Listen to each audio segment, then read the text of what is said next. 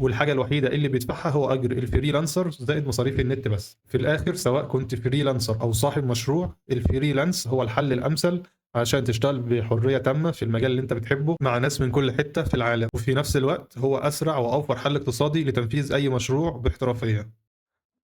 طيب دلوقتي هنتكلم عن إيه هي المميزات والعيوب اللي ممكن تقابلها في مجال الفريلانسنج. زي أي مجال في الدنيا الفريلانس فيه مميزات وفيه عيوب، إحنا كفريلانسرز لازم نكون واعيين كويس جدا بمميزات مجالنا وعيوبه، وإزاي نتعامل مع المميزات اللي ممكن في نفس الوقت تبقى عيوب، وإزاي نتجنبها أو نتحكم فيها.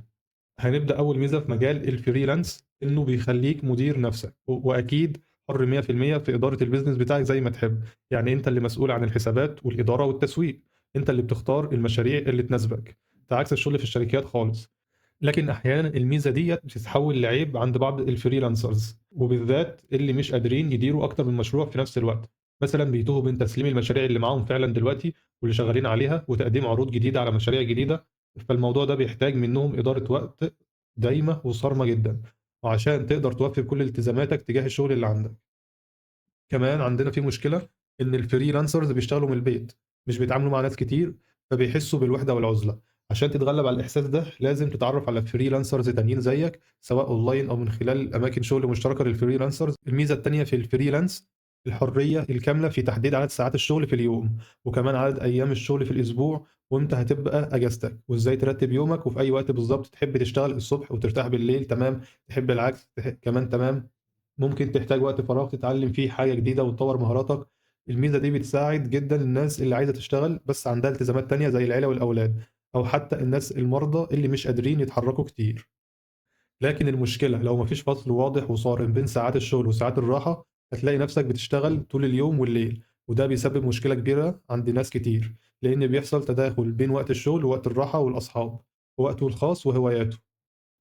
الميزة التالتة تقدر تختار مكان الشغل اللي يعجبك سواء البيت أو الكافيه أو مكتبة أو أي مكان تاني تحبه.